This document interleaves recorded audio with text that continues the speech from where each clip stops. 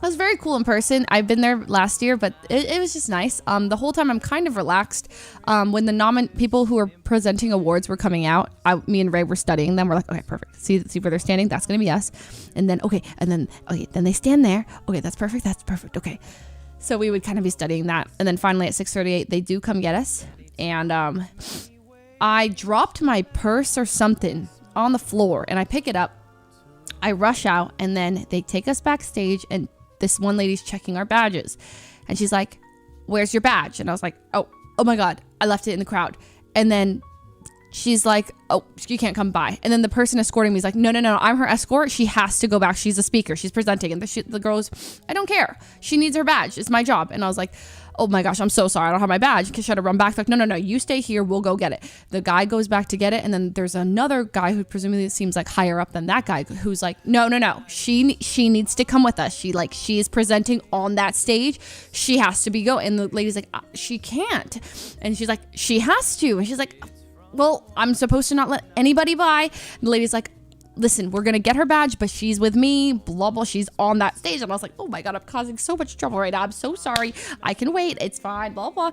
And they were like, and then I was like, so I stuck by. I was like, "Oh my God, I dropped." And Ray's like, "You must have dropped it when you were in the crowd." And I was like, and I remember I dropped a bunch of stuff, and I picked up only my purse.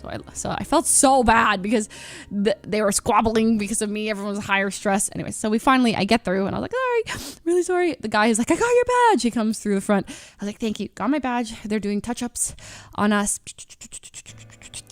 So then I look up the nominees for innovation and accessibility because we have to read one of them. And I see that the quarry is nominated. And I'm like, "Ray, how do you pronounce the quarry? In case the quarry wins, what do we do?" And she's like, "Query, I think." I'm like, "I think it's the quarry. And she's like, "Okay, I think is it the quarry? Is it like Corey?" And I'm like, "Is it like Corey in the house?" And she's like, "I don't think it's like core. I think there's like a core to it." So we're having a whole debate on how to say quarry.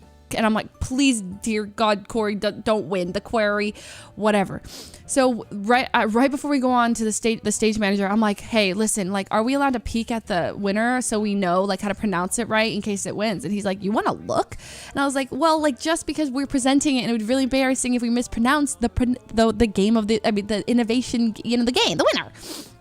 And he's like, "Okay, which one are you nervous about?" And I was like, the quarry." And he goes, "You don't have to worry about it." And I was like, "Okay, wait, so the quarry's right." He's like, "You don't have to worry about it." And I was like, "Oh, okay." But I was like, "Do I have to worry about the pronunciation of God of War Ragnarok?" And he's like, "You said it right." And I was like, so I never opened it. So I was like, "Oh, got it. He's like, "Yeah, you're good. You said it right." He said, "Don't worry about it."